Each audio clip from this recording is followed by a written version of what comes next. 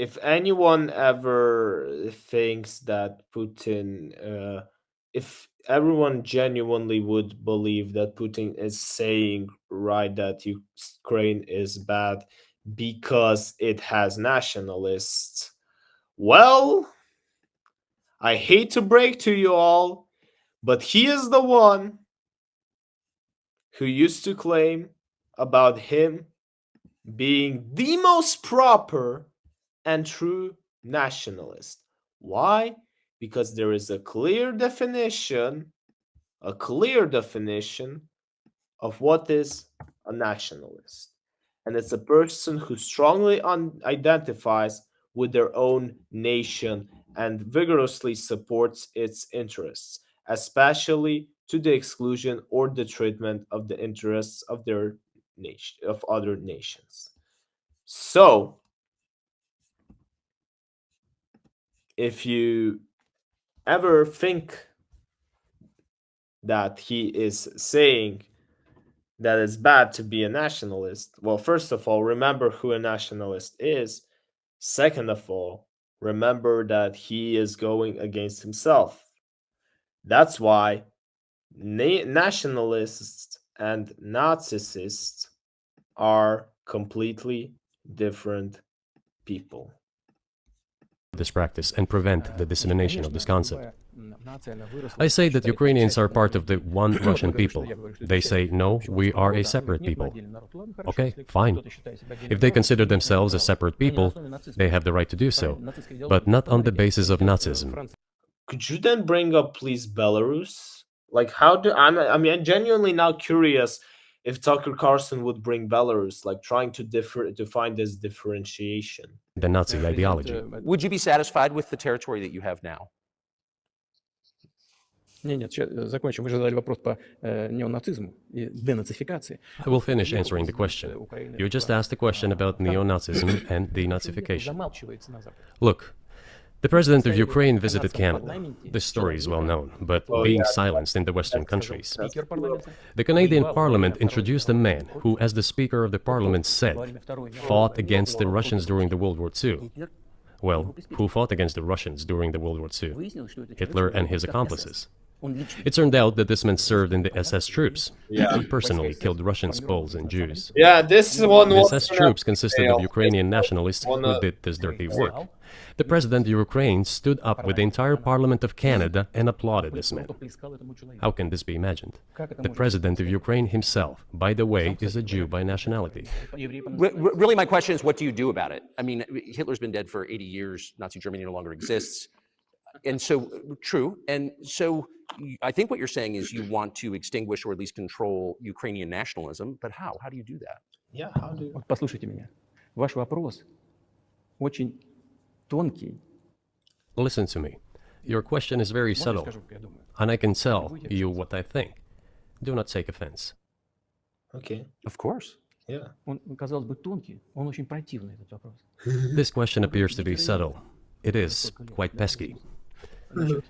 Yeah, okay, like, I'll give Tucker Carlson this. Although he might vary between the ways he gives interviews, at least his interviews are he knows how to make a show. Like, you can watch him. He is one of those you can watch him. I am genuinely not liking it because of what I've been listening from Putin, because it's mostly a Putin interview. But Ian Tucker Carlson, like, yeah, it is an interesting point of view. I think that a great conversation would be between George Janko and Tucker Carlson. I'm telling this right now. If they decide to collaborate, let's say George Janko invites him on his show, I'm going to react on this as well live on YouTube, because that would be a very deep conversation. You say Hitler has been dead for so many years, 80 years. But his example lives on. People who exterminated Jews, Russians, and Poles are alive. And the president, the current president of today's Ukraine, applauds him in the Canadian Parliament, gives a standing ovation. Can we say that we have completely uprooted this ideology if what we see is happening today? That is what denazification is in our understanding. We have to get rid of those people who maintain this concept and support this practice and try to preserve it. But That again, he's saying that he was fighting for Ukraine, and he wanted to fight for it against, and the problem was that Ukraine would still be under Russia. Although I don't know specifically about this hero, but even the arguments that the Russians like to bring up now is that whoever fought against Soviet Union during World War II was a Nazi because it was the Nazis fighting against Soviet Union. Well, Finland was also fighting against them during World War II, and nobody calls them Nazis, right? So wait, let me just quickly Google this, because again, I know this stuff about. Here we see Finnish Soviet War. Yeah, 1941 to 1944. That's the period when the Nazis fought against the Soviets as well. Nobody's calling Finland the Nazis, right? Nobody. So please, again, when you hear this information, oh, they're applauding a Nazi, please just think with your head. Why exactly are they saying this? Who are they talking about? Analyze all the information you receive. I'm not saying go support him. I'm not saying go offend him.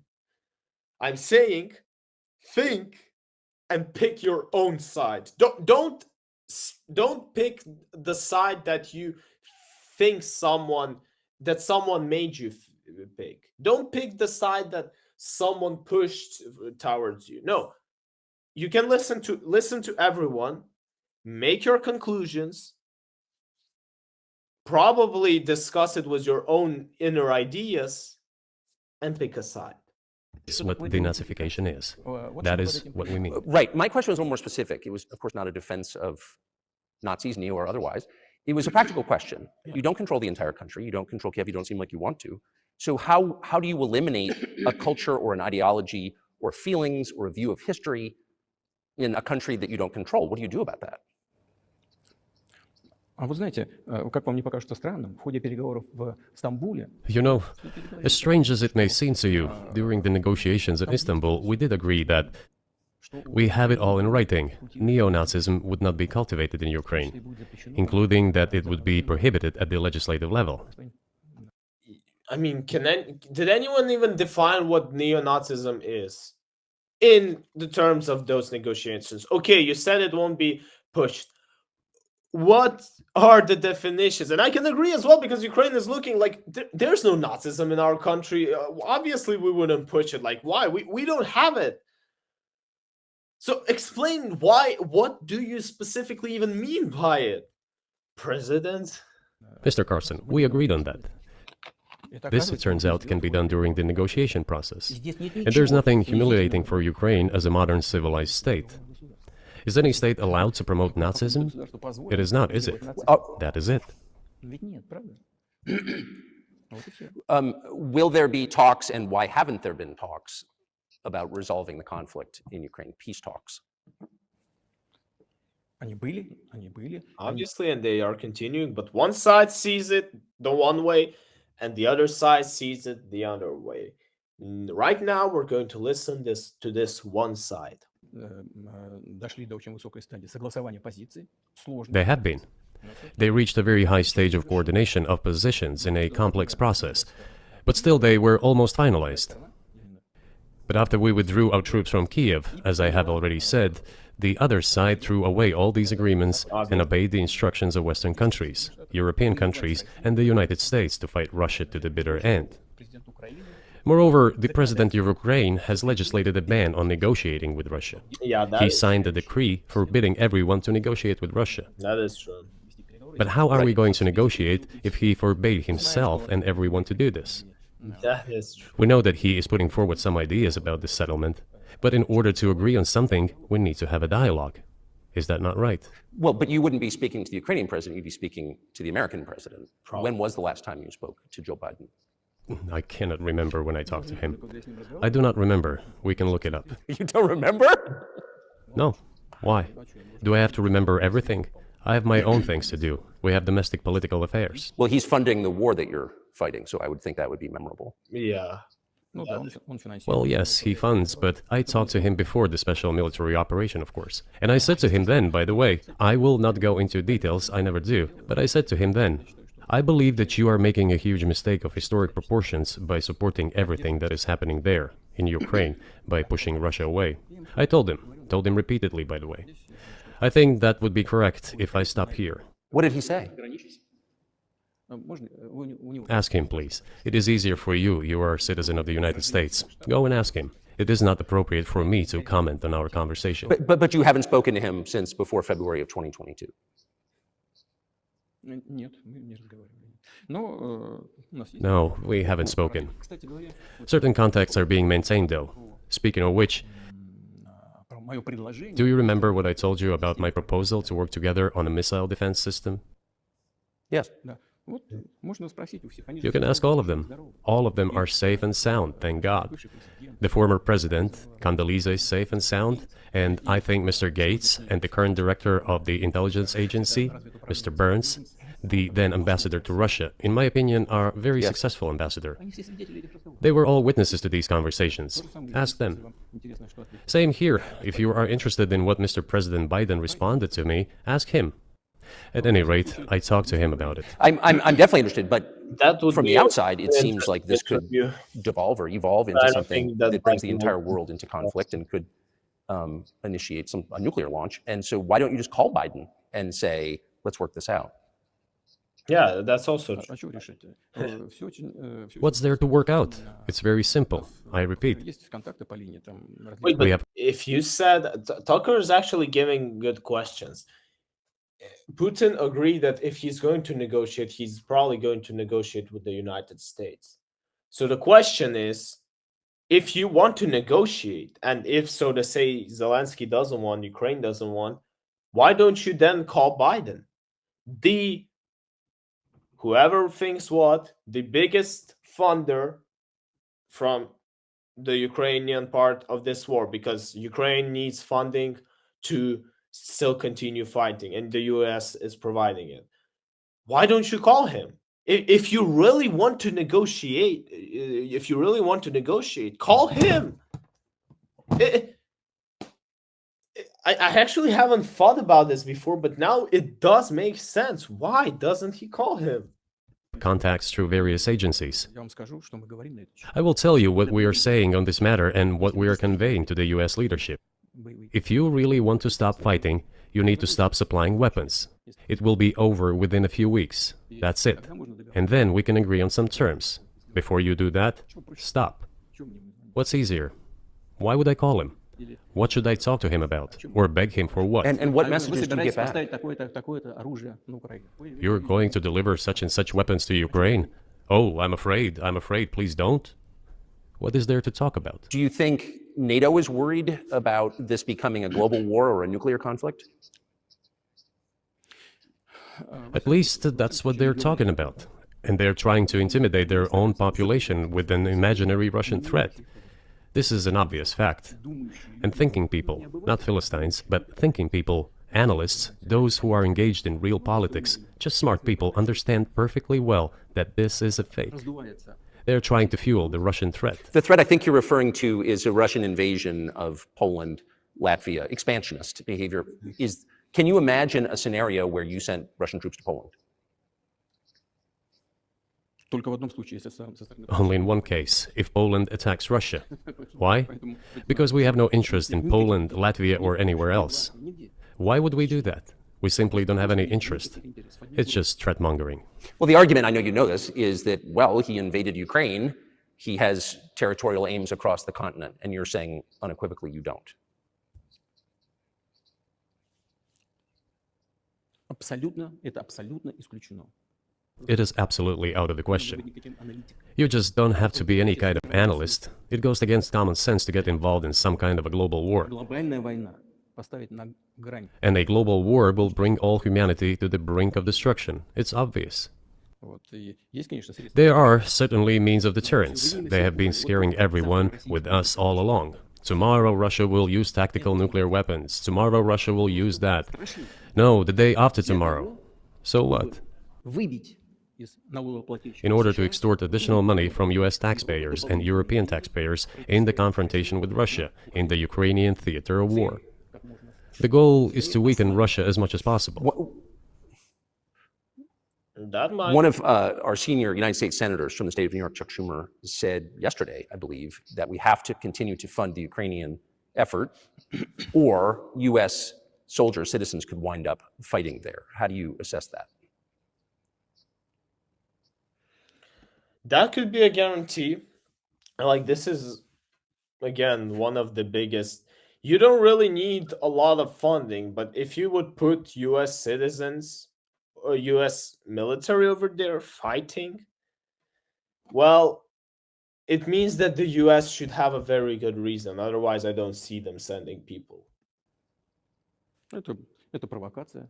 This is a provocation, and a cheap provocation at that. Американские солдаты должны воевать. I do not understand why American soldiers should fight in Ukraine. There are mercenaries from the United States there. The bigger number of mercenaries comes from Poland, with mercenaries from the United States in second place, and mercenaries from Georgia in third place. Безусловно. Well, if somebody has the desire to send regular troops, that would certainly bring humanity to the brink of very serious global conflict. This is obvious. Do the United States need this? What for? Национальной территории. У вас нечем заниматься. Thousands of miles away from your national territory. На границе полно. Проблемы с Don't you have anything better to do? с государством. You have issues on the border, issues with migration, issues with the national debt, more than $33 trillion. You have nothing better to do, so you should fight in Ukraine? Понимая ситуацию, которая складывается. Wouldn't it be better to negotiate with Russia? Make an agreement, already understanding the situation that is developing today, realizing that Russia will fight for its interests to the end? К здравому смыслу.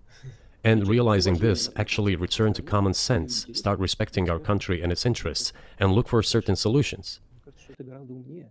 It seems to me that this is much smarter and more rational. Who blew up Nord Stream? You for sure. I was busy that day.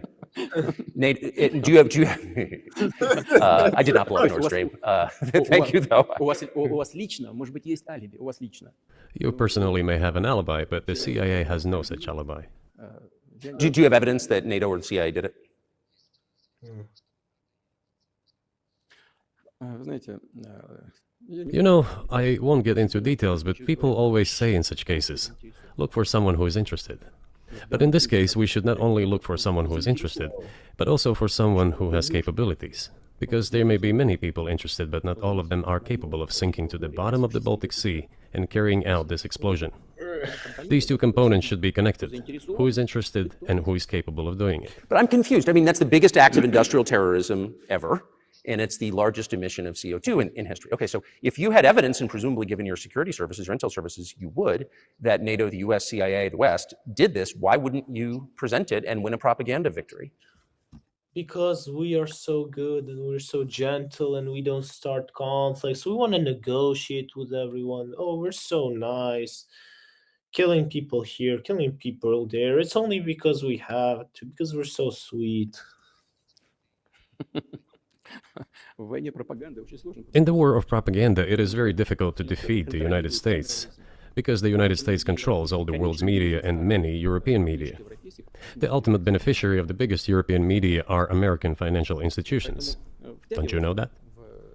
So it is possible to get involved in this work, but it is cost prohibitive, so to speak. Мы можем There's so many people who have proved that if you actually want to push the right message, you will find the solution to do it and not just sit here and say, hey, you know what, we actually have evidence, but there's no reason for us to push it over because, you know, everyone around is just so dumb and they won't believe it. We can simply shine the spotlight on our sources of information, and we will not achieve results. It is clear to the whole world what happened, and even American analysts talk about it directly. It's true. Yes, but here's a question you may be able to answer. You worked in Germany, famously. The Germans clearly know that their NATO partner did this, and it damaged their economy greatly. It may never recover. Why are they being silent about it? That's very confusing to me. Why wouldn't the Germans say something about it? Ну, меня это тоже удивляет. This also confuses me. But today's German leadership is guided by the interests of the collective West rather than its national interests. Otherwise, it is difficult to explain the logic of their action or inaction. After all, it is not only about Nord Stream 1, which was blown up, and the Nord Stream 2 was damaged. But one pipe is safe and sound, and gas can be supplied to Europe through it. But Germany does not open it. We're ready, please. Oh, yeah, but you also have to finance. There's another route through Poland, called Yamal Europe, which also allows for large flow. But they don't Poland need has closed it, but Poland pecks from the German hand. It receives money from the pan-European funds, and Germany is the main donor to these pan-European funds. They don't need it right Germany now. feeds Poland to a certain extent. And they Germans close have the route shown to that Germany. they're fine. Why? I don't understand. Ukraine, to which the Germans supply weapons and give money. Germany is the second sponsor of the United States in terms of financial aid to Ukraine. There are 2 gas routes through Ukraine. They simply closed one route, the Ukrainians. Open the second route and please get gas from Russia. They do not open it. Why don't the Germans say, look guys, we give you money and weapons, open up the valve, please, let the gas from Russia pass through for us. We're buying liquefied gas at exorbitant prices in Europe, Втридорого покупаем сжиженный газ. which brings the level of our competitiveness and economy in general down to zero. Nah, they're Do you want us to doing give you good. money? Let us have the decent existence. Make money for our economy, because this is where the money we give you comes from. They show their. They refuse to do so. Why? Ask them. That is what is like in their heads. Those are highly incompetent people. Well, maybe the world is breaking into 2 hemispheres, one with cheap energy, the other without. And I want to ask you that. If we're now a multipolar world, obviously we are, can you describe the blocks of alliances? Who is in each side, do you think? Послушайте, вы сказали, мир разделяется на... Listen, you have said that the world is breaking into 2 hemispheres. A human brain is divided into 2 hemispheres. одну сферу деятельности, другая более креативная. One is responsible for one type of activities, the other one is more about creativity and so on. But it is still one and the same head. Они рассчитаны The world should be a single whole. Security should be shared rather than meant for the golden billion. устойчивым и That is the only scenario where the world could be stable, sustainable, and predictable. Until then, while the head is split in 2 parts, it is an illness, a serious adverse condition. It is a period of severe disease that the world is going through now. But I think that, thanks to honest journalism, this work is akin to work of the doctors. This could somehow be remedied. Well, let's just give one example, the US dollar, Sure. which has kind of united the world in a lot of ways, maybe not to your advantage, but certainly to ours. Is that going away as the reserve currency, the universally accepted currency? How have sanctions, do you think, changed the dollar's place in the world? Вы знаете, это одна из грубейших You know, стратегических to use the dollar as a tool of foreign policy struggle is one of the biggest strategic mistakes made by the US political leadership. Interesting why. это основа основ могущества США. The dollar is the cornerstone of the United States power. Okay. I think everyone understands very well that no matter how many dollars are printed, they are quickly dispersed all over the world. По-моему, 3%, примерно 3-4, что ли. Вот, приемлемо для США абсолютно. Inflation in the United States is minimal. It's about 3 or 3.4%, which is, I think, totally acceptable for the US. But they won't stop printing. What does the debt of $33 trillion tell us about? It is about the emission. Как только политическое руководство приняло решение использовать доллар в качестве инструмента политической борьбы, Nevertheless, it is the main weapon used by the United Why are States we to not preserve its talking power about across the world. Russia problem? As soon as the political leadership Thing is that Tucker, and he's not interrupting, that he's giving him to talk a lot about some other foreign problems. Or I mean, I hope that I don't think, because I saw the script. But why aren't they talking about inner Russia problems, basically? And as we saw, Putin, what did Putin say? You, US, you have your own problems. Why sending people to fight in Ukraine? Why not asking about inner Russia problems? Like, okay, but what about you? Because you have your problems as well. I mean, whoever remembers June 24th could agree with me.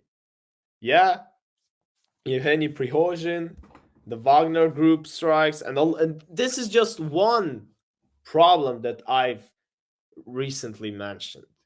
There's so much more to it. But after 1 hour, there's nothing about this. decided to use the US dollar as a tool of political struggle, a blow was dealt to this American power. I would not like to use any strong language, but it is a stupid thing to do and a grave mistake. Сокращают запасы доллара. Все смотрят на то, что происходит, и начинают искать возможности. Look at what is going on in the world. Even the United States allies are now downsizing their dollar reserves. Seeing this, everyone starts looking for ways to protect themselves. But the fact that the United States applies restrictive measures to certain countries, such as placing restrictions on transactions, freezing assets, etc., causes grave concern and sends a signal to the whole world. What did we have here? Until 2022, about 80% of Russian foreign trade transactions were made in US dollars and euros. US dollars accounted for approximately 50% of our transactions with third countries, while currently it is down to 13%. It wasn't us who banned the use of the US dollar. США приняли решение ограничить наши расчеты в долларах. We had no such intention. It was decision of the United States to restrict our transactions in US dollars. I think it is complete foolishness from the point of view of the interest of the United States itself and its taxpayers, as it damages the US economy, undermines the power of the United States across the world. By the way, our transactions in yuan accounted for about 3%. Сейчас 34%. Today, 34% of our transactions are made in rubles and about as much, a little over 34% in yuan. Yeah, because those countries are the only one that actually need your money. The EU, I don't know, Latin, okay, maybe I don't know about Latin America. They probably use, some of them may use yuans, but definitely not rubles. All that is in rubles is mostly on import, and I think these stats are openly searched on Google. Чем Соединенные Штаты это сделали? Why did the United States do this? My only guess is self-conceit. They probably thought it would lead to full collapse, but nothing collapsed. Moreover, other countries, including oil producers, are thinking of and already accepting payments for oil in yuan. Do you even realize what is going on or not? Ну, вы понимаете, что это такое происходит? Does anyone in the United States realize this? Понимаете, в тех же Соединенных Штатах? What are you doing? You are cutting yourself. All experts say that. Всегда Ask any intelligent and thinking person in the United States what the dollar means for the US. But такое доллар You're killing it with your own hands. убивает. I think that's I think that's a fair assessment. The question is what comes next, and maybe you trade one colonial power for another, much less sentimental and forgiving colonial power. I mean, is the BRICS, for example, in danger of being completely dominated by the Chinese economy in a way that's not good for their sovereignty? Do you worry about that? Эти страшилки нам Well, we have heard those boogeyman stories before. It is a boogeyman story. We're neighbors with China. You cannot choose neighbors just as you cannot choose close relatives. We share a border of 1,000 kilometers with them. This is number one. Second, we have a centuries-long history of coexistence. We're used to it. Third, China's foreign policy philosophy is not aggressive. Its idea is to always look for compromise, and we can see that. у нас The next point is as follows. We're always told the same boogeyman story, and here it goes again. Through an euphemistic form, but it is still the same boogeyman story. The cooperation with China keeps increasing. The pace at which China's cooperation with Europe is growing is higher and greater than that of the growth of Chinese-Russian cooperation. Ask Europeans, aren't they afraid? They might be, I don't know. Much as But they are still trying to access China's market at all costs, especially now that they are facing economic problems. и китайские. Chinese businesses are also exploring the European market. Do Chinese businesses have small presence in the United States? Yes, the political decisions are such that they are trying to limit their cooperation with China. It is to your own detriment, Mr. Tucker, that you are limiting cooperation with China. You are hurting yourself. It is a delicate matter, and there are no silver bullet solutions, just as it is with the dollar. Сфера. И простых людей So, before introducing any illegitimate sanctions, illegitimate in terms of the Charter of the United Nations, one should think very carefully. For decision makers, this appears to be a problem. So you said a moment ago that the world would be a lot better if it weren't broken into competing alliances, if there was cooperation globally. one of the reasons you don't have that is because the current American administration is dead set against you. Do you think if there were a new administration after Joe Biden that you would be able to reestablish communication with the US government? Or does it not matter who the president is? Yeah, that is a good question. Let me guess. Oh, underneath, there's obvious a hope that it's going to be a way easier to settle everything with Trump. But let's just listen to his answer. Сейчас скажу, но чтобы закончить предыдущий вопрос. I will tell you, but let me finish the previous thought.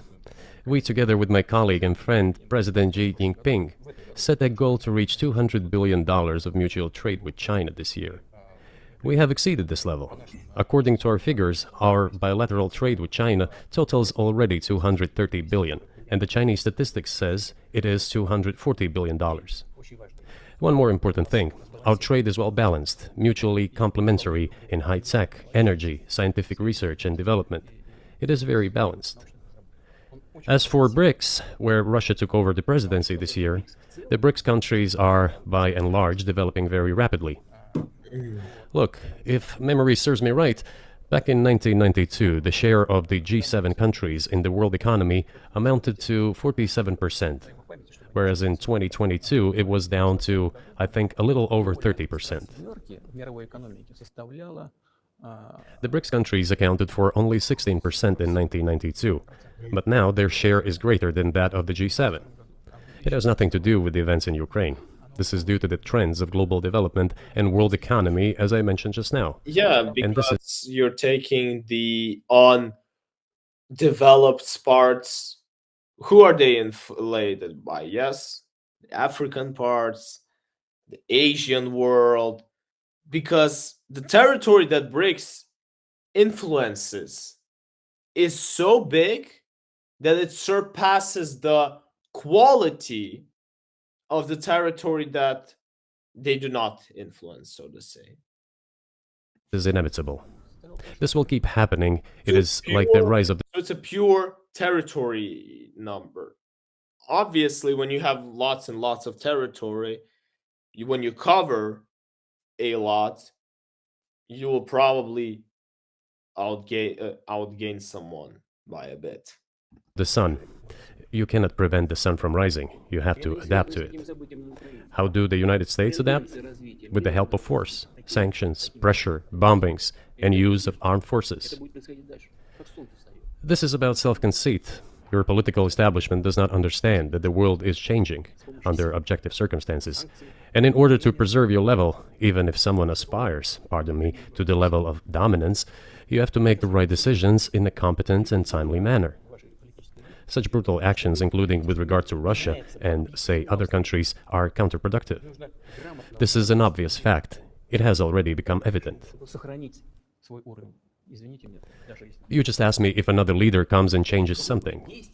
It is not about the leader. It is not about the personality of a particular person. I had a very good relationship with, say, Bush. I know that in the United States, he was portrayed as some kind of a country boy who does not understand much. I assure you that this is not the case. I think he made a lot of mistakes with regard to Russia, too. I told you about 2008 and the decision in Bucharest to open the NATO's doors for Ukraine and so on. That happened during his presidency. He actually exercised pressure on the Europeans. But in general, on a personal human level, I had a very good relationship with him. He was no worse than any other American or Russian or European politician. I assure you, he understood what he was doing as well as others. I had such personal relationship with Trump as well. It is not about the personality of the leader, it is about the elite's mindset. If the idea of domination at any cost, based also on forceful actions, dominates the American society, nothing will change. It will only get worse. Who would speak about domination? The person who's trying to collect the historical territories. Come on, you're not the one talking about domination.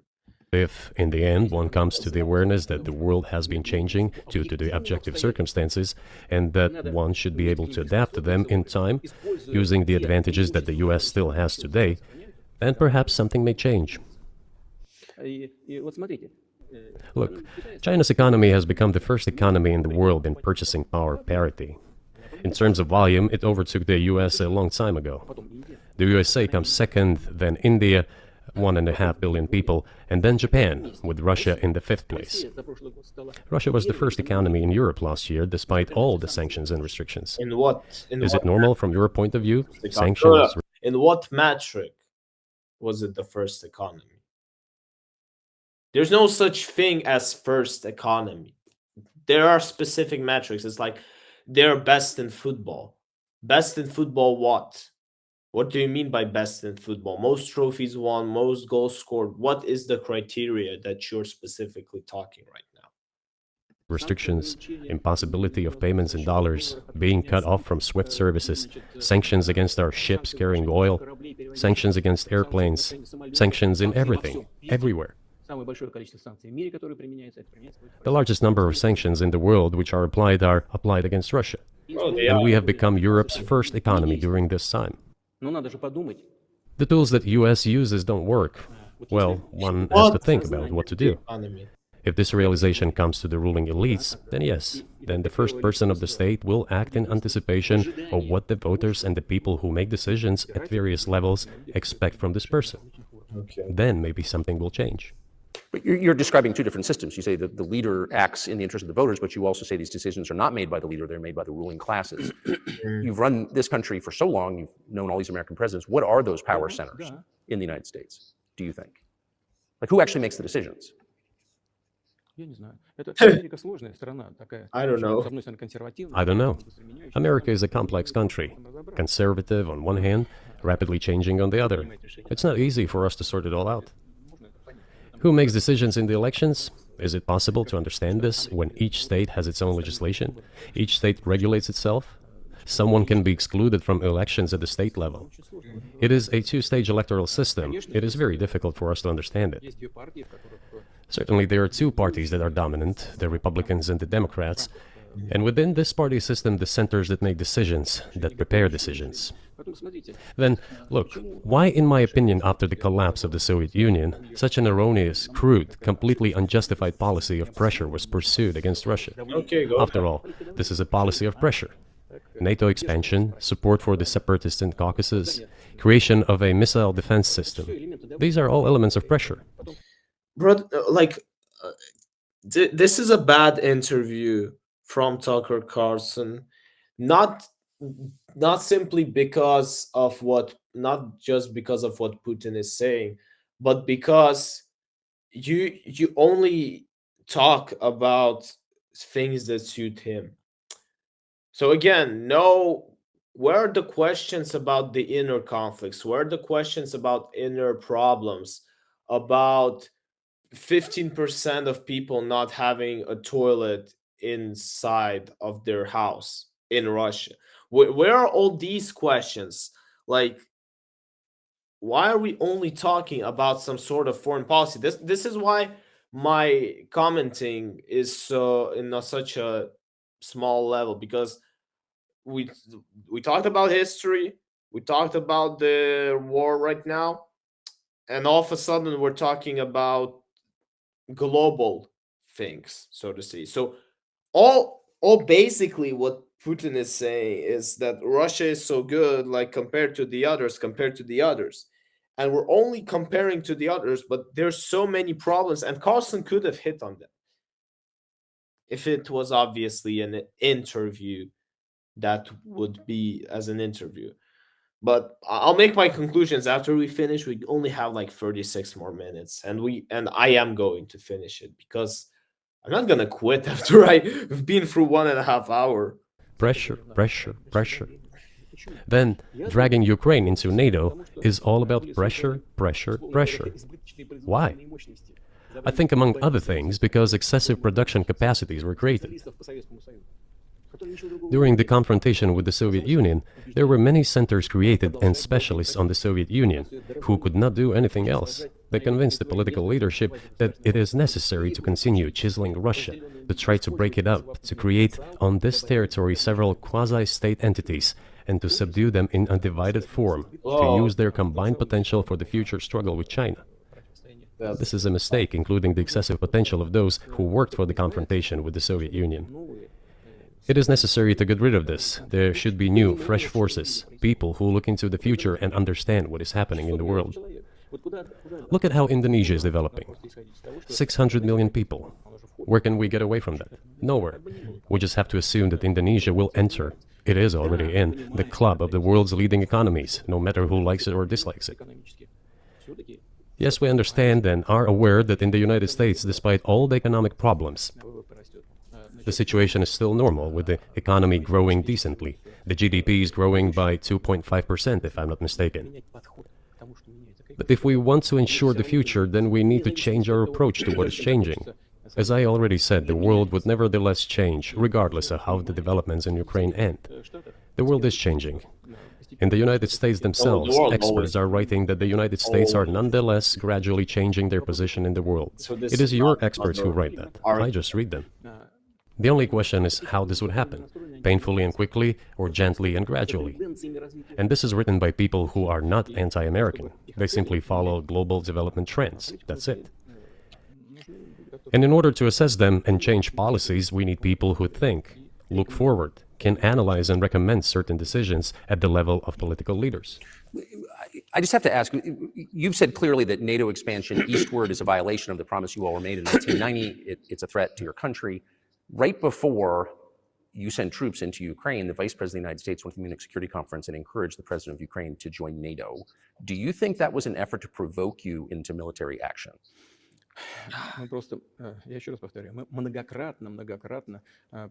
I repeat once again, we have repeatedly Also, proposed. why are they not talking about the Donetsk and Luhansk People's Republic?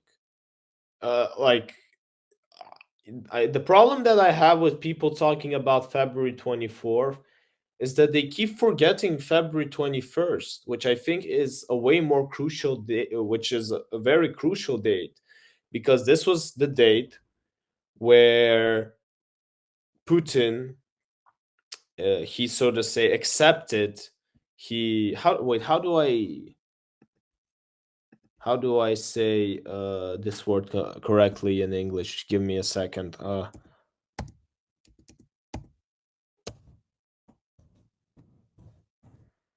Just give me a second. Something about independence. Wait. So long. Yeah, he recognized. Okay, here it is. He recognized the independence of the Donetsk and Luhansk People Republic, which later on, when he was announcing the start of the war, he said that they were protecting the people of those territories. And my question is, why is no one talking about it?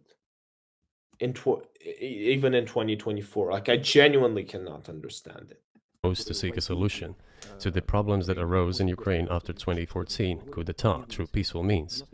But no one listened to us. And moreover, the Ukrainian leaders who were under the complete US control suddenly declared that they would not comply with the Minsk agreements. They disliked everything there and continued military activity in I already said that the Russians were the first to break them, but let's listen again. that territory. Шло освоение этой территории натовскими военными структурами. Под видом различных центров. And in parallel, that territory was being exploited by NATO military structures under the guise of various personnel training and retraining centers. They essentially began to create bases there, that's all. Ukraine announced that the Russians were a non-titular nationality, while passing the laws that limit the rights of non-titular nationalities in Ukraine. No, they were not passing laws that limited. They were probably passing laws that were pushing more Ukrainian. So the one law that I do remember was that official staff in restaurants, for example, should now be talking, start the conversation in Ukrainian at any restaurant. But there was this argument that if there's an agreement with the client, so to say, and he agrees that, or he asks you, or he agrees that you speak to him in Russian, you could freely speak in Russian. Again, not English. So to say, yeah, a foreign language, like you don't need to switch to English, but if you had to, if you wanted to, you could speak Russian. This is the problem with all this, so to say, pressure of the Russian speaking population. Nobody pressured you. Like all this was built around, we want to popularize Ukrainian more in Ukraine. Yet if you still want to speak Russian, if you still want to use it, that's fine. That is fine. We encourage you to speak Ukrainian, but we aren't pushing you. You have to come to this choice on your own. Nobody's going to provoke you, sue you, etc., etc. And yeah, unfortunately, this interview will not even slightly tackle these ideas. Ukraine, having received all the southeastern territories as a gift from the Russian people, suddenly announced that the God Russians damn were a it. non-titular nationality in that territory. Is that normal? вызвало решение I can't take it was the All gift this put anymore. together led to the decision to end the war that neo-Nazis started in Ukraine in 2014. Neo-Nazis gift. Do you think Zelensky has the freedom to negotiate a settlement to this conflict? Oh, that's a good way to ask it. I don't know the details, of course, it's difficult for me to judge. But I believe he has, in any case, he used to have. I'll give credit to Tucker on this one. He found a way how to ask it. So he didn't say, "Okay, do you think Zelensky will like negotiate with you, good or bad?" He said, "Do you think he has the freedom to actually negotiate with you if he wants?" His father fought against the fascists, Nazis, during World War II. His who? But I believe he has, in any case, he used to have. His father fought against the fascists. Oh no! Can someone fire Tucker? If you're watching this, please, please, I beg you, fire your translators. Just simply fire. I know you wanted to make a job before started, before you wanted to publish the interview as soon as possible. I get it, but brother, I need to share my screen for this again. Let's re-listen. What did the translator say? Of course, it's difficult for me to judge. But I believe he has, in any case, he used to have. His father fought against the fascists. His father fought against the fascists, yes? Now, let me show you an interesting fact. Alexander Zelensky, his son, Volodymyr Zelensky, is currently serving as sixth president of Ukraine. Born on December 23rd, 1947.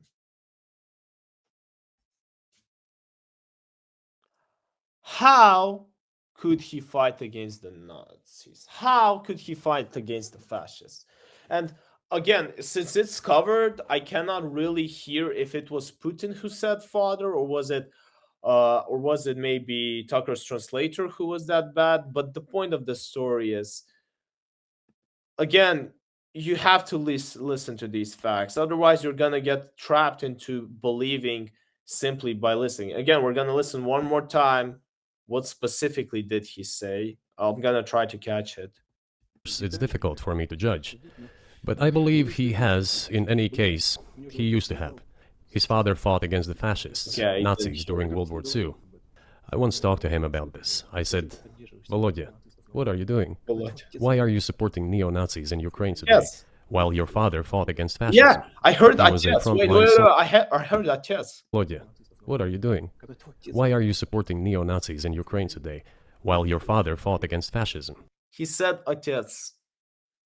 He really said that Zelensky's father fought against neo-Nazis.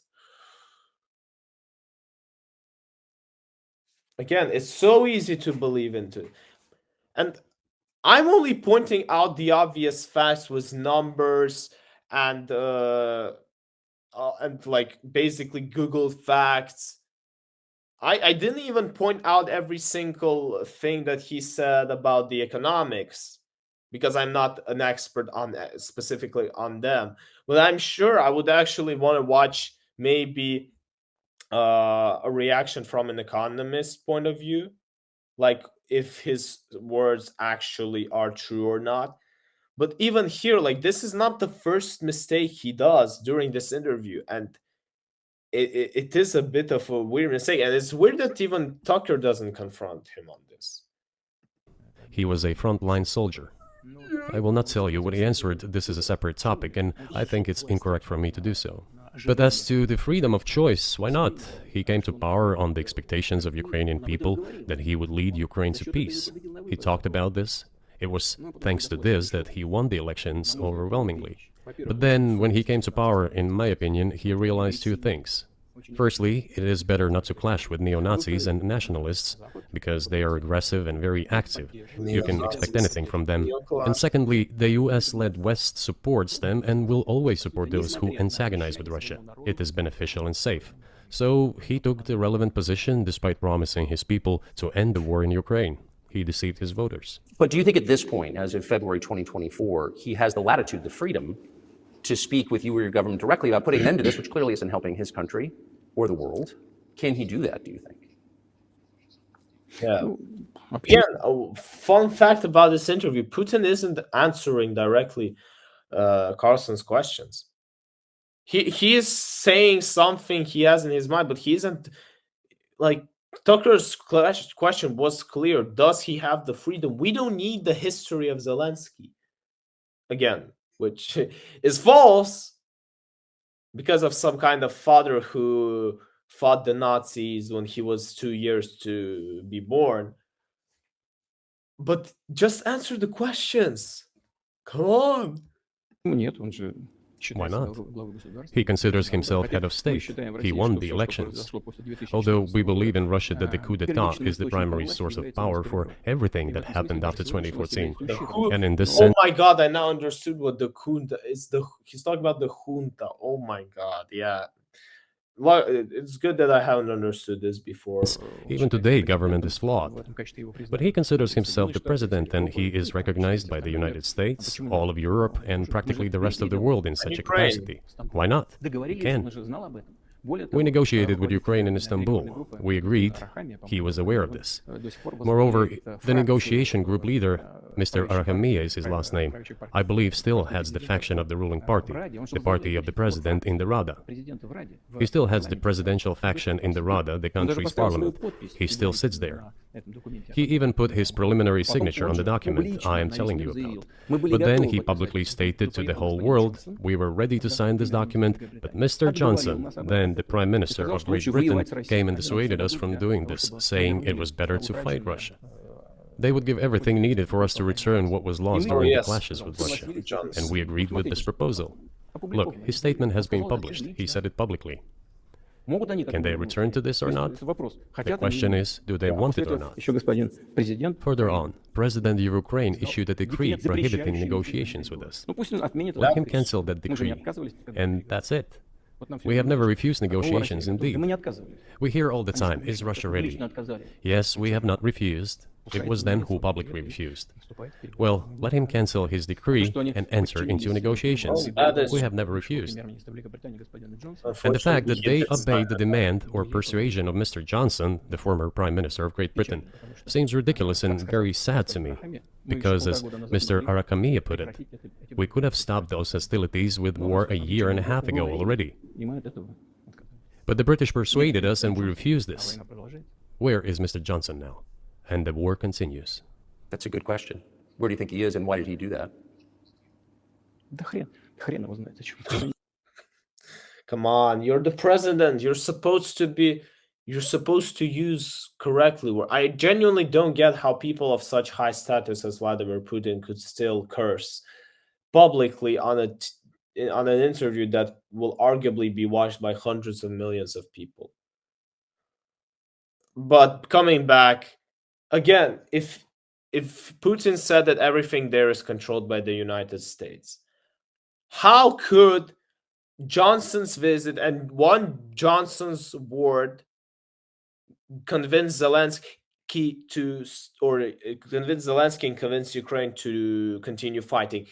If the United States would have said, yes, stop, we're not supplying with you, and basically what he's saying, that Johnson came, said them to said keep fighting, and they are keeping to fight and are still fighting.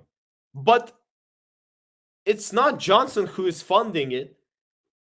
It's most of the United States. The second, as he said, is Germany. So question, like, how much influence did he really have on it? And I can answer you this: none, because like he may have said something, but the influence of it is like this. It's minimalistic.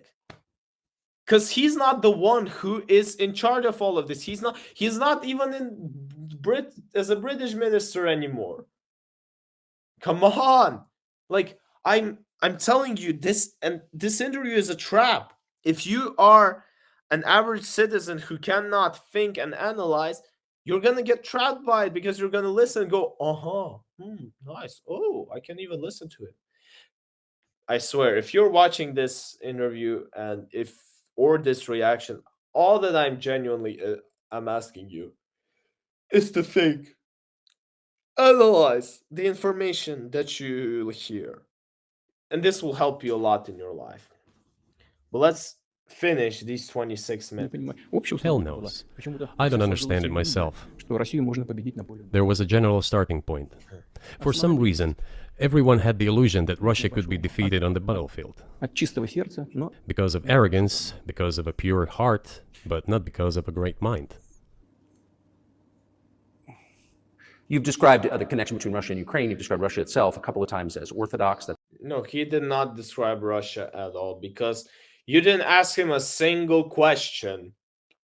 A single question about inner Russian policies. We didn't hear a single question.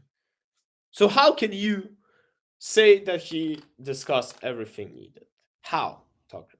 That's central to your understanding of Russia. You said you're Orthodox. What does that mean for you? You're a Christian leader by your own description. So what effect does that have on you? You know, as I already mentioned, in 988, Prince Vladimir himself was baptized following the example of his grandmother, Princess Olga. And then he baptized his squad, and then, gradually, over the course of several years, he baptized all the Rus. It was a lengthy process, from pagans to Christians. It took many years. But in the end, this orthodoxy, Eastern Christianity, deeply rooted itself in the consciousness of the Russian people. When Russia expanded and absorbed other nations who profess Islam, Buddhism, and Judaism, Russia has always been very loyal to those people who profess other religions. Oh, yeah. Especially, we've seen, again, if Tucker would have asked him about inner policies and asked him how do Muslims deal with Orthodox Christians, we would have, I'm absolutely sure we could have digged into cases and seen how in reality it is actually treated. Google the videos of Christians and Muslims. In fact, I'm going to probably... This is absolutely clear. And the fact is that the main postulates, main values are very similar, not to say the same, in all world religions I've just mentioned, and which are the traditional religions of the Russian Federation, Russia. By the way, Russian authorities were always very careful about the culture and religion of those people who came into the Russian Empire. This, in my opinion, forms the basis of both security and stability of the Russian statehood. All the peoples inhabiting Russia basically consider it their motherhood. If, say, people move over to you or to Europe from Latin America, an even clearer and more understandable example, people come, but yet they have come to you or to European countries from their historical homeland. And people who profess different religions in Russia consider Russia their motherland. They have no other motherland. We are together. This is one big family, and our traditional values are very similar. I've just mentioned one big family, but everyone has her own family. And this is the basis of our society.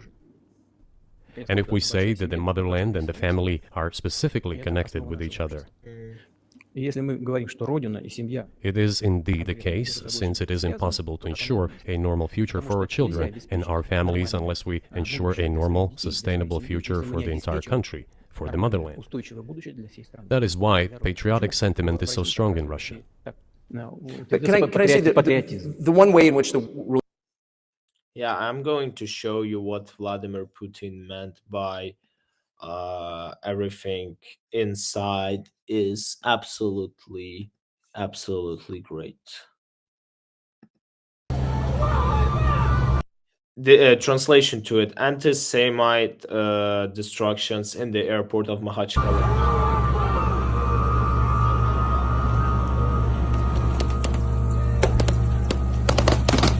In the fight, there were 20 victims, including 9 policemen.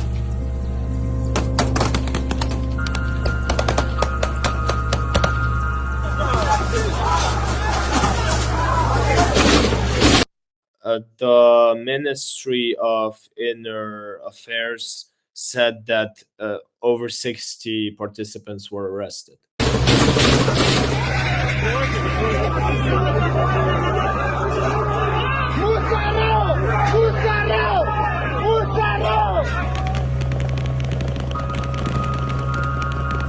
Also, the hundreds of participants' identities were recognized.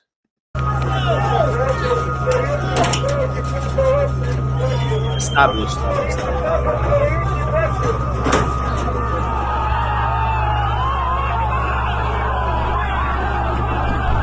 In general, over 1,500 people took part in these destructions, according to stats given by Baza.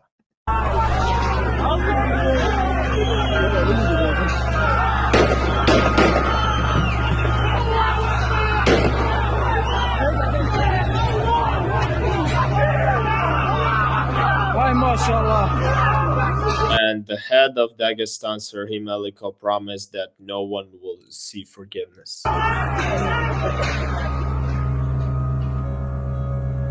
This is an anti-Semite destruction that happened a couple months ago. But obviously, Tucker was not going to ask Putin about it. No, it's way interesting to talk about USA, China, some kind of numbers in general economy, and neo-Nazis, obviously. Oh, and history. Yeah, we had a 30-minute history lesson. And we have 0 topics about inner Russian problems. religions are different is that Christianity is specifically a nonviolent religion. Jesus says, turn the other cheek, don't kill. How can a leader who has to kill, of any country, how can a leader be a Christian? How do you reconcile that to yourself? Очень легко. Если речь идет о защите себя и своей... It is very easy. When it comes to protecting oneself and one's family, one's homeland, we won't attack anyone. Госперевороты и сначала боевых действий на Донецке. Oh, yeah. When did the developments in Ukraine start? На Донбассе. Вот с чего. Since the coup d'etat and the hostilities in Donbass Oh, began, yeah, that's when they started. He likes to talk And we're about protecting our people, ourselves, our homeland, and our future. Она не во внешних проявлениях, и в том, чтобы ходить As for religion in general, или бить головой в пол. Она в сердце. you know, it's not about external manifestations. It's not about going to church every day or banging your head on the floor. Человекоориентированная. И, It is in the heart. And our culture is so human-oriented. гений. Dostoevsky, who was very well known in the West and the genius of Russian culture, Russian literature, spoke a lot about this, about the Russian soul. Русский человек, российский человек, он думает больше о вечном, он думает больше о ценности. After all, Russian Western soul. society is more pragmatic. Russian people think more about the eternal, about moral values. I don't know, maybe you won't agree with me, but Western culture is more pragmatic after all. I'm not saying this is bad. It makes it possible for today's golden billion to achieve good success in production, even in science and so on. There's nothing wrong with that. I'm just saying that we kind of look the same, that our minds So are do you built a see little the different. supernatural at work as you look out across what's happening? Talking about scientific developments, I've not thought about it. Ask him, Tucker. Ask him about the general scientific progress that Russia is making. Apart from the war that they are saying that they don't have, that they're number one in missile, which we checked is China. Yeah, ask him about the scientific development inside of Russia, inside the normal people who are practicing these moral values. Come on, Tucker, ask him. In the world now, do you see God at work? Do you ever think to yourself, these are forces that are not human? Да нет, я, честно говоря, так не думаю. Я думаю о том, что No, to be honest, I don't think общество so. развивается вот по своим внутренним My opinion is that the development of the world community is in accordance with the inherent laws, and those laws are what they are. Так было всегда в истории человечества. It's always been this way in the history of mankind. Some nations and countries rose, became stronger and more numerous, and then left the international stage, losing the status they had accustomed to. Наверное, не нужно приводить эти примеры, но начиная There's probably no need for me to give examples, but we could start with the Genghis Khan and horde conquerors, the Golden Horde, and then end with the Roman Empire. человечество каждый It seems that there has Do you think Mongolia should reclaim all its territories that Genghis Khan got and then Bati expanded? Come on, Tucker! You were supposed to ask this question right now. Why did you get stuck on it? never been anything like the Roman Empire in the history of mankind. потенциал варваров постепенно накапливался. Nevertheless, the potential of the barbarians gradually grew, as did their population. In general, the barbarians were getting stronger and begun to develop economically, as we would say today. Экономически они стали укрепляться. This eventually led to the collapse of the Roman Empire and the regime imposed by the Romans. 500 лет. Этот процесс. However, it took 5 centuries for the Roman Empire to fall apart. В сегодняшней ситуации The разница difference with what is happening now процессы изменений is that all the processes of change are happening at a much faster pace than in Roman times.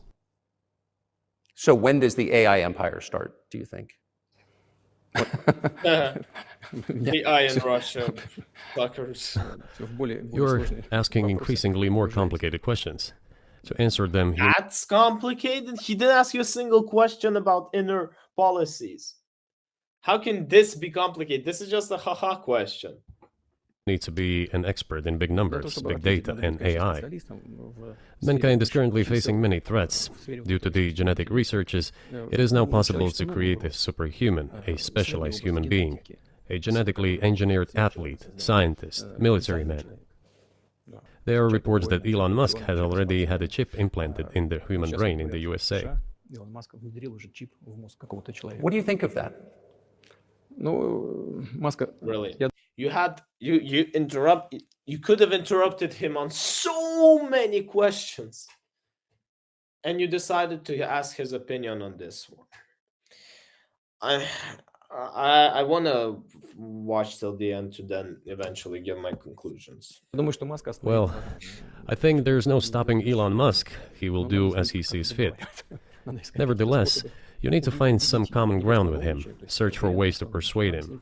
I think he's a smart person, I truly believe he is. So you need to reach an agreement with him because this process needs to be formalized and subjected to certain rules. того, что будет происходить с ним в связи с развитием вот этих новейших исследований и технологий в генетике. Humanity has to consider what is going to happen due to the newest development in genetics Поэтому or in AI. вот One can тогда, make an когда approximate человечество prediction of what will почувствовало happen. угрозу своему существованию от ядерного оружия, все начали Once mankind felt an existential threat coming from nuclear weapons, all nuclear nations began to come to terms with one another since they realized the negligent use of nuclear weaponry could drive humanity to extinction. It is impossible to stop research in genetics or AI today, just as it was impossible to stop the use of gunpowder back in the day. But as soon as we realize that the threat comes from unbridled and uncontrolled development of AI, or genetics, or any other field, the time will come to reach an international agreement on how to regulate these things.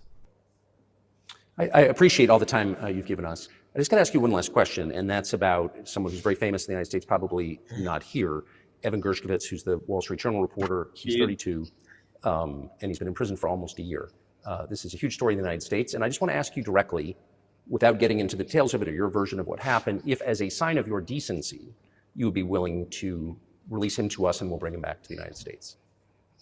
To Tucker Carlson? Мы столько сделали жестов доброй воли, что, мне кажется, мы исчерпали все лимиты. We have done so many gestures of goodwill out of decency that I think we have run out of them. Ни разу не ответил. Yeah, the gestures. We have never seen anyone reciprocate to us in a similar manner. Что мы However, in theory, we can say that we do not rule out that we can do that исключаем Oh, yeah, and if our theory. partners take reciprocal What steps. if? встречном движении со стороны наших When I talk about the partners, I first of all refer to special services. представителей специальных служб.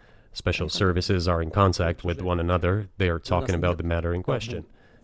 На то, чтобы не решить это. There is no taboo to settle this Мы issue. готовы ее решать. We are willing to solve it. Есть определенные условия, которые But there are certain terms being discussed via special services по channels. партнерским каналам между спецслужбами. I believe an agreement can be reached. So typically, I mean, this stuff has happened for obviously centuries. One country catches another spy within its borders, it trades it for one of its own intel guys in another country.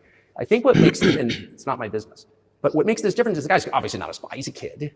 And maybe he was breaking your law in some way, but he's not a super spy, and everybody knows that. And he's being held hostage in exchange, which is true. With respect, it's true, and everyone knows it's true. So maybe he's in a different category. Maybe it's not fair to ask for somebody else in exchange for letting him out. Maybe it degrades Russia to do that. Holy damn.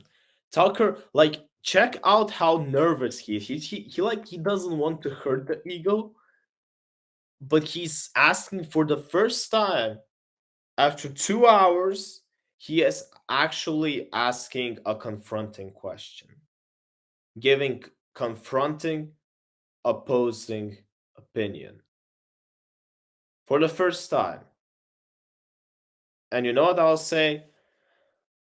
Well, I'm glad that he at least did it once, because I bet that we won't see something like this till the end. But check like his body language. Like he's trying to cut it quick, and you can feel his nervousness. Tucker is nervous in this speech. Like, listen. And maybe he was breaking your law in some way, but he's not a super spy, and everybody knows that. And he's being held hostage in exchange, which is true. With respect, it's true, and everyone knows it's true. Everyone knows it's true. Like, he's held hostage. Come on, Putin. You know it's true. So he's like trying to be nice, yet at the same time he doesn't want to cross this line. And respect to Tucker Carlson on this one, because this is actually a tough way to do it. But I think this is journalism. What is about is that no matter what, even if you are going to get attacked by multiple sides, you still stand there unfazed. And you ask the question. So maybe he's in a different category. Maybe it's not fair to ask for somebody else in exchange for letting him out. Maybe it degrades Russia to do that. Вы знаете, можно как угодно говорить, что такое шпион, что не шпион. You know, you can give different interpretations to what constitutes a spy, but there are certain things provided by law. If person gets secret information and does that in a conspiratorial manner, then this is qualified as espionage. And that is exactly what he was doing. He was receiving classified, confidential information, and he did it covertly. Maybe he did that out of carelessness or his own initiative. Considering the sheer fact, this is qualified as espionage. The fact has been proven, as he was caught red-handed when he was receiving this information. If it had been some far-fetched excuse, some fabrication, something not proven, it would have been a different story then. But he I was caught genuinely don't red-handed know when he about was the story, so secretly I won't getting comment confidential on that. information. Значит, What is повторю it еще then? раз. But are you suggesting he was working for the US government or NATO, or he was just a reporter who was given material he wasn't supposed to have? Those seem like very different things. That is true. Я не знаю, на кого он работал. Но повторю еще раз. I don't know who he was Получение working секретной for. информации, конспиративной But I would like to информации, reiterate that там getting работает classified information in secret других структур. is called Я не думаю, что он espionage, работал на and Монако. he was working for the US Special Services, some other agencies. Вот, ну, I don't think he was working for Monaco, as Monaco is hardly interested in getting that information. есть It is up to special services to come to an agreement. по нашему мнению, не связаны. Some groundwork has been laid. There are people who, in our view, are not connected with special services. Соединенных Штатов. Let me tell you a story about a person serving a sentence in an allied country of the По US. соображений, ликвидировал в That одной из person, due европейских to столиц patriotic sentiments, eliminated a bandit in one of the European capitals. во время событий на Кавказе. Знаете, что During the events in the Caucasus, do you know what he was doing? хочется говорить, но тем не менее скажу. I don't want to say that, but I will do it anyway. He was laying our soldiers, taken prisoner, on the road and then drove his car over their heads. Who is he talking about? What kind of person is that? И человек Can he even be called human? нашелся патриот, который ликвидировал в одной из европейских столиц. But there was a patriot who eliminated him in one of the European capitals. Кстати, Oh. или нет. Whether he did it of his own volition or not, that is a different question. Yeah, but Evan Gershkovich didn't what do I'm that. I mean, that's a completely different. Yeah, that's. I mean, this is a Да, у них- 32-year-old. Thank you, Tucker. This is like complete. Like again, this. I think this question, the end of this question, especially, it summarizes the whole interview we watched for these couple hours. He is not. First of all, he's not answering direct questions most of the time.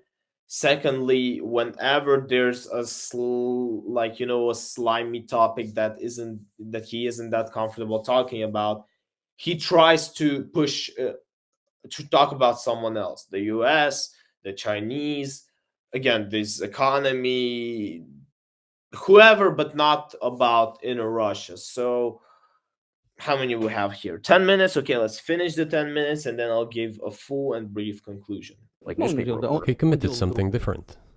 Да, он не просто журналист. Я повторяю еще раз, это журналист. He's который not получил just a секретную journalist. информацию, I reiterate, he's a journalist who was secretly getting confidential Я просто говорю про information. тех людей, которые Yes, it is different, but still, I'm talking about other people who are essentially controlled by the US authorities, wherever they are serving a sentence. идет диалог. There is an ongoing dialogue between the special services. This has to be resolved in a calm, responsible, and professional manner. They're keeping in touch, so let them do their work. Тот человек, о котором вы сказали, I do not rule out that the person you refer to, Mr. Gershkovich, may return to his motherland. в России. By the end of the day, it does not make any sense to keep him in prison in Russia. We want the US Special Services to think about how they can contribute to achieving the goals our special services are pursuing. Те проблемы, We are ready to talk. Moreover, the talks are underway. And there have been many successful examples of these talks crowned with success. договаривались. Probably this is going to be crowned with success as well, Ну, только надо договариваться. but we have to come to an agreement. I hope you let him out. Mr. President, thank you. Мне тоже хотелось. I also want him to return to his homeland at last. I'm absolutely sincere. But let me say once again, the dialogue continues. Oh yeah. The more public we render things of this Fairness, nature, just- the more difficult it becomes to Yeah. resolve them. Oh, Everything has to be done in calm manner. I wonder if that's true Закрытый with the war, though. Also, I mean, I guess I want to ask one more question, which is, and maybe you don't want to say so for strategic reasons, but are you worried that what's happening in Ukraine could lead to something much larger and much more horrible? And how motivated are you just to call the U.S. government and say, let's come to terms?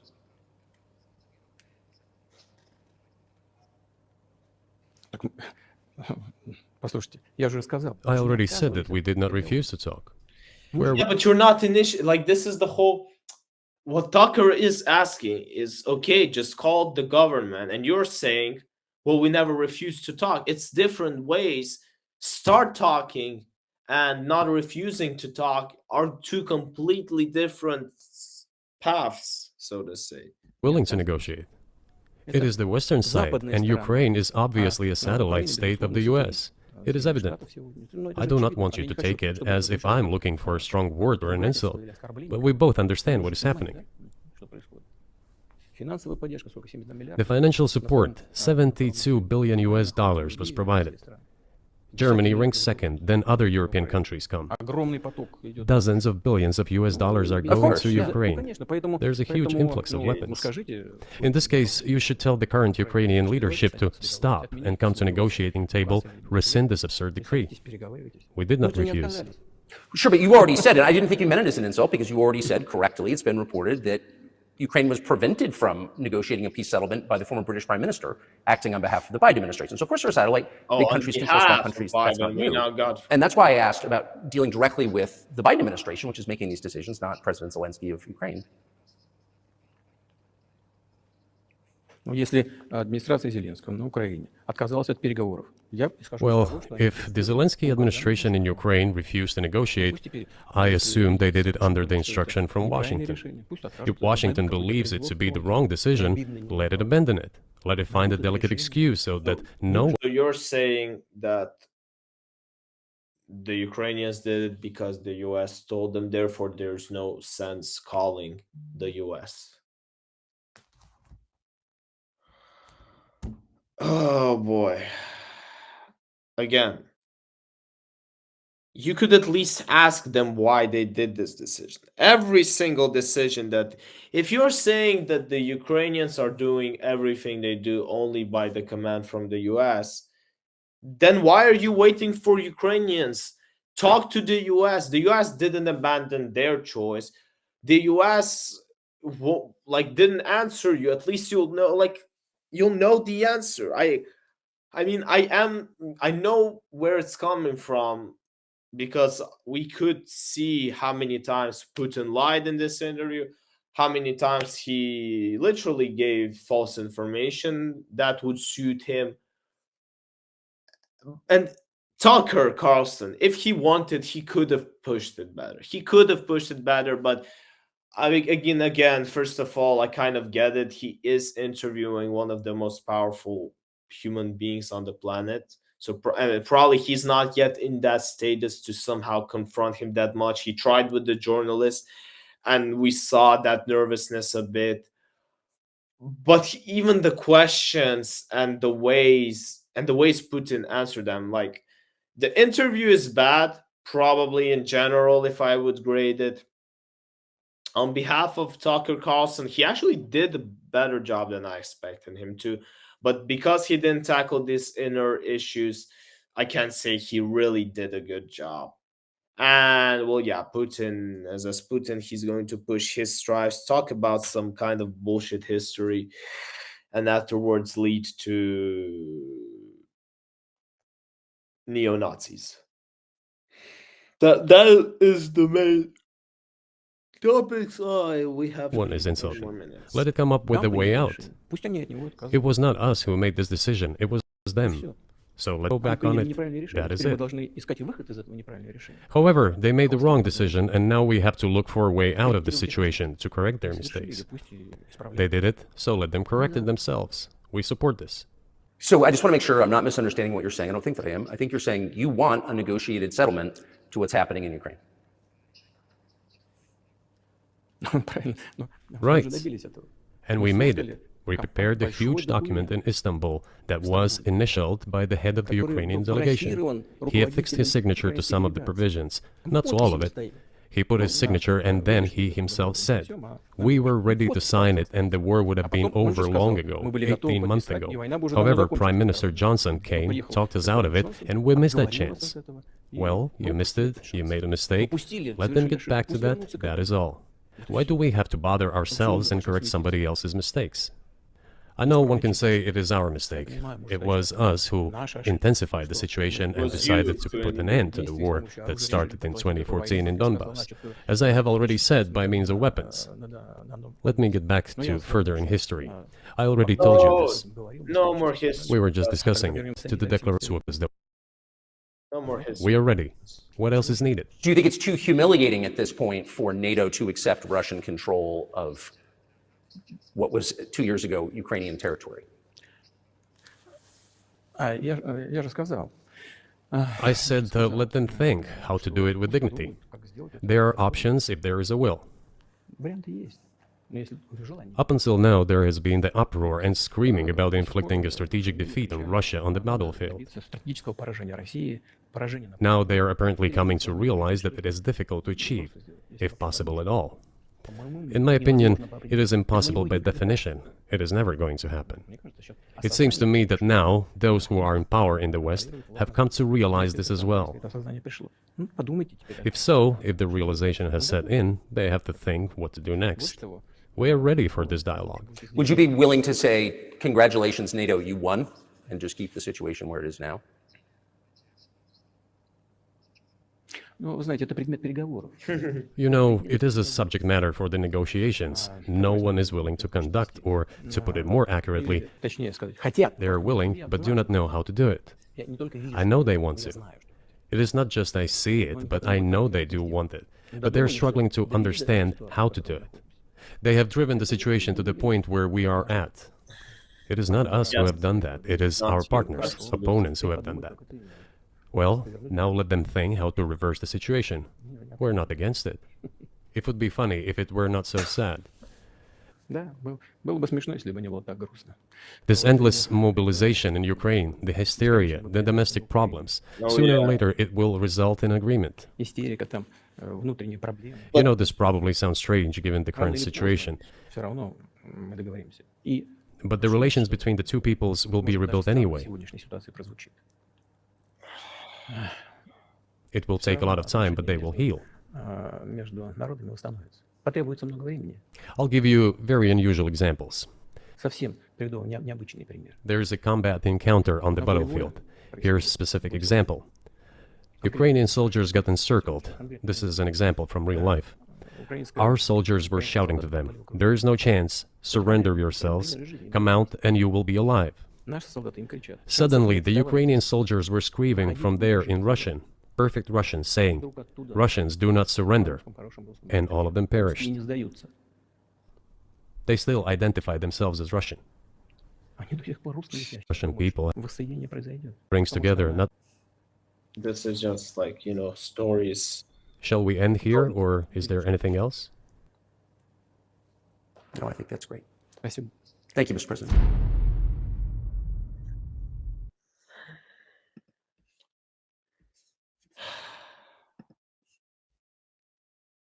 Conclusion of the video and of this interview that we've been watching for the last 3 hours.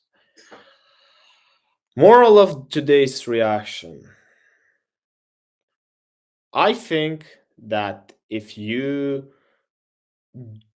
are an average person who does not think and analyze the content they're consuming, and simply letting the information flow, you would probably get the wrong impression. That is why the moral of today's video and moral of today's reaction, and in general life, that I wish to you all: analyze, think, and there is no necessary need to support one side or the other, but there will always be a demand for you just simply thinking and putting what is right and what is wrong. And only from there on out, you can pick your side. This was Zeno77 reacting to this interview. And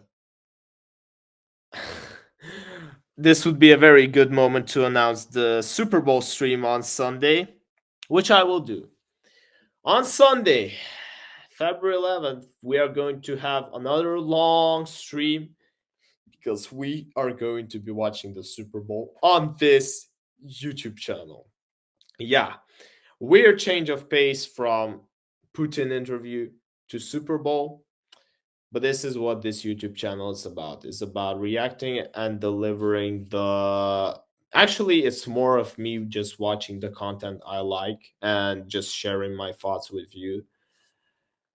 but also interaction. Yeah, that is also very important. Guys, this was Zeno77, and I hope that we will still see each other in my other videos. Have a great night, and I really need to go to bed.